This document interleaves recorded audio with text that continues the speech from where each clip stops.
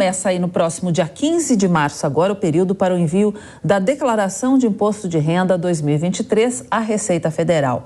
Uma das novidades deste ano é que o contribuinte vai poder utilizar a declaração pré-preenchida já na abertura do período de entrega do documento.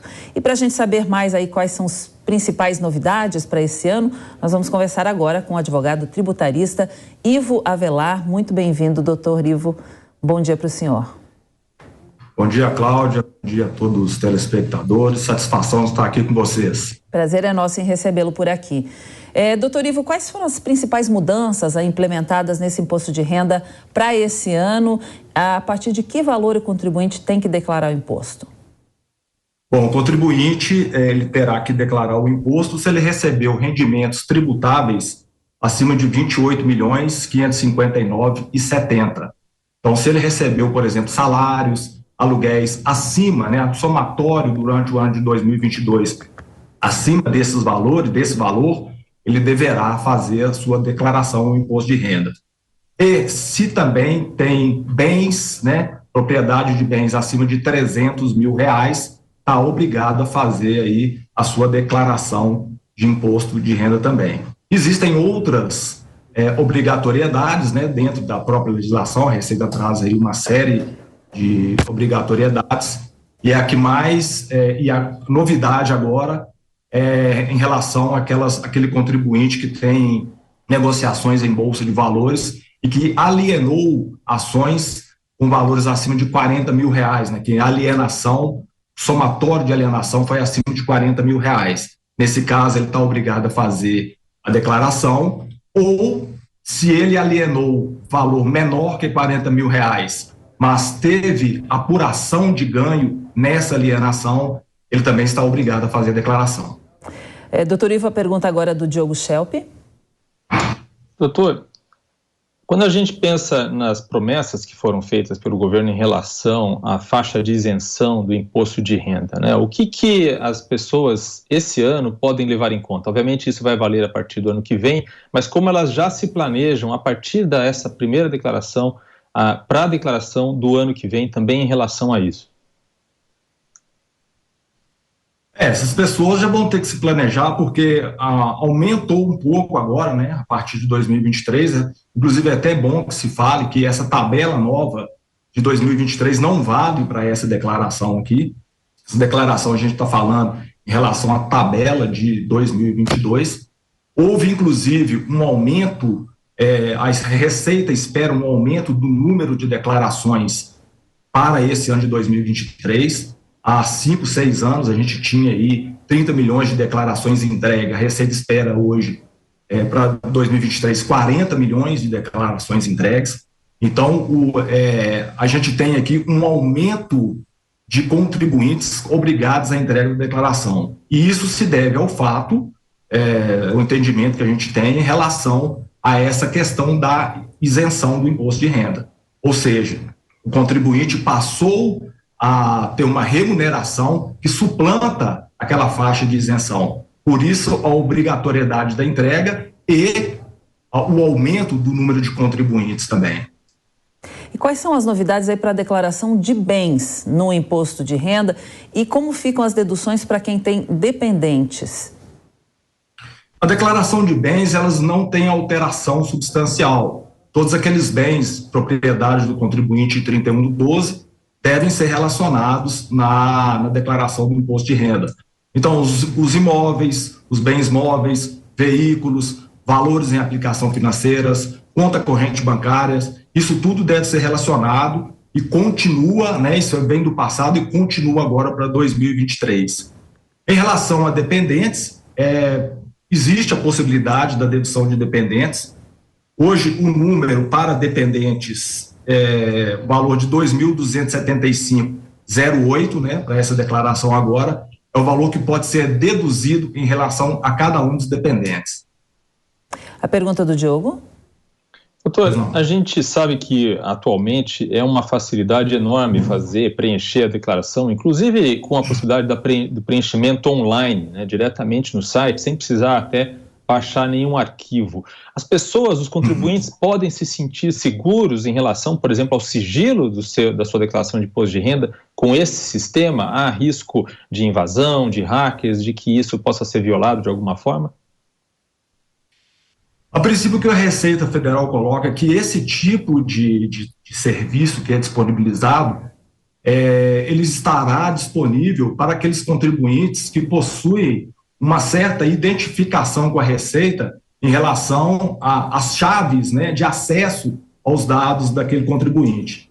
Então, hoje nós temos essas chaves taxadas em bronze, prata e ouro. Aquele contribuinte que possui uma chave bronze, ele não poderia ter esse contato com a Receita Federal em relação aos seus dados. Aqueles que têm chave prata e ouro, sim, porque eles estão mais seguros em relação aos dados desses contribuintes. Certamente ficará só entre ele, contribuinte, e a própria Receita Federal, com uma grande dificuldade de hackers de entrar nesse sistema. Doutor Ivo, o senhor já falou rapidamente aí sobre Bolsa de Valores, mas gostaria mais específico aí o que muda para quem tem investimentos em Bolsa de Valores. E uma outra pergunta, como a nova tabela do imposto de renda vai impactar os autônomos, aqueles que trabalham aí por conta própria? A questão da Bolsa de Valores, o que muda é apenas em relação à declaração. O que é a declaração dos bens? O que a Receita tem em mãos? Ela tem uma pesquisa feita pela Bolsa de Valores de que o grande número, o que impacta realmente em relação à sua declaração é valores de alienação de ações acima de R$40 mil. Então, não é um número tão expressivo assim, o valor abaixo não é um número tão expressivo que justifica a declaração simplesmente por transacionar em Bolsa de Valores.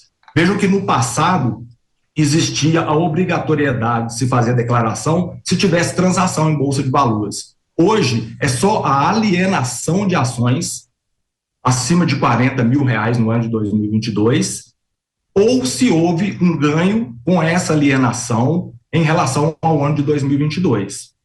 Em relação aos autônomos, a tabela vai impactar normalmente. Ele tem ali uma faixa de isenção, ele tem que ver quais são os rendimentos tributáveis que ele tem e aplicar a tabela normalmente. Tem a possibilidade da dedução dos dependentes, lá na declaração tem a possibilidade das despesas médicas. O autônomo é uma pessoa física normal, então ele entra para essa declaração da pessoa física com uma normalidade, sem privilégios, vamos assim dizer. Eu só vou emendar aí uma questão do MEI. Para quem tem MEI, né, que é a maioria das pessoas, pelo menos nas relações de trabalho que a gente conhece, como é que fica esse ano? Vai mudar também? Normal. O MEI nada mais é que uma pessoa física. Então, nesse caso, o MEI ele vai também fazer a sua declaração do imposto de renda normal, como determina a legislação atual em relação a isso. Não tem nenhuma anormalidade nessa relação. Diogo? Por que a Receita Federal considerou necessário a criação da possibilidade das pessoas autorizarem um terceiro a fazer a sua declaração? Essa situação diz respeito àquele núcleo familiar. O que a Receita coloca é que um membro da família, normalmente o pai, ou a mãe, ou o tio, ele é que faz a declaração de imposto de renda de todos os membros da família. Então, o que a Receita quer com isso é facilitar que essa pessoa tenha acesso às declarações dos membros da família e que ele possa colocar ali os dados necessários para o envio daquela declaração. Então, o contribuinte dá uma autorização para aquele tio, pai ou mãe que seja, e ele, então, ele por si só já faz aquela complementação de valores e já envia a declaração daquele contribuinte. Lembrando que cada autorizado, né, cada tio desse aí, vamos assim chamar, ele só pode ter 5 autorizações para o CPF dele, não pode ter mais que 5 autorizações. Então, isso aí nada mais é mesmo para facilitar a questão ali do núcleo familiar. Bom, mais alguma recomendação para quem está fazendo o imposto de renda pela primeira vez? Tem muitas dúvidas, né? Alguma questão que o senhor acha importante avaliar e passar para o nosso telespectador? Sim. Existem várias novidades agora, né, para a declaração. Uma delas é a declaração pré-preenchida. Apesar de já ter havido as declarações pré-preenchidas no passado, hoje elas vão vir com mais informações. Então, cabe ao contribuinte analisar as informações inseridas antecipadamente pela Receita Federal nessas declarações e verificar se aquelas informações que estão ali estão corretas ou se necessitam de alguma retificação ou complementação. O fato de haver a declaração pré-preenchida não tira a responsabilidade do contribuinte de analisar esses dados ou complementar esses dados. Caso haja alguma divergência, ele tem que fazer a retificação daquele dado e enviar sua declaração e, posteriormente, fazer contato com aquela empresa ou com aquele órgão que deu aquela informação à Receita Federal e solicitar aquele órgão que faça a retificação daqueles dados informados antecipadamente. Uma outra situação que é recente é em relação à pensão alimentícia. Em 2022, nós tivemos uma decisão do Supremo Tribunal Federal que declarou inconstitucional o imposto de renda sobre a pensão alimentícia. Então, até o ano de 2022, esses valores eram informados como rendimentos sujeitos à tributação. Para 2023, já estão esse item, ele já está na situação de isentos não tributáveis. Então, é importante que o contribuinte que recebe a pensão alimentícia não lançar isso como rendimento tributável, mas sim como um rendimento isento não tributável, evitando assim a sua tributação. Temos tempo para uma pergunta do Diogo ainda? Pois não. Doutor, em relação a todas essas mudanças que ocorreram nos últimos anos, né, melhoria, sistema online, né, isso aumentou a possibilidade de arrecadação e reduziu os riscos, por exemplo, de sonegação no Brasil? A possibilidade de arrecadação, podemos dizer que sim. Existiam vários erros por parte do contribuinte. Então, essas novidades, elas, de certa forma, elas linkam as informações dadas pelas empresas ou por outros órgãos àquelas que o contribuinte inseria na declaração. Então, isso já dá mais transparência, já dá mais segurança, tanto para o contribuinte quanto para a Receita Federal. Então, a gente pode dizer que esse tipo de situação, ele faz aumentar a arrecadação, porque a Receita está com os olhos bem em cima de todas essas situações, né? De rendimentos, para verificar se não há nenhuma sonegação por parte do contribuinte. Então, uma empresa já informa de antemão tudo aquilo que ela pagou a título de salário para um determinado funcionário. Um inquilino já informa tudo aquilo que foi pago de aluguel para o seu proprietário, evitando assim que essas pessoas não insiram isso na declaração. Por isso que eu disse, a importância do contribuinte saber se ele recebeu ou não determinado valor, se não consta ali na declaração pré-preenchida, para que ele faça inserir esses dados ali, que apesar da declaração pré-preenchida trazer essas informações, a responsabilidade do todo é do contribuinte. Então, se não tem ali algo que ele já tem conhecimento que deveria estar, ele deve incluir esse valor e oferecer a tributação. Então, eu vejo aí que há uma grande possibilidade aí de aumento de arrecadação, não aquilo que se necessita, mas pelo menos deixa a Receita um pouco mais confortável em relação ao contribuinte, haja vista que isso tem aí um batimento eletrônico das informações prestadas com aquilo que o contribuinte presta. Doutor Ivo, uma última pergunta. Em relação à restituição, quem declara antes também recebe antes? Sim, esse é o ponto.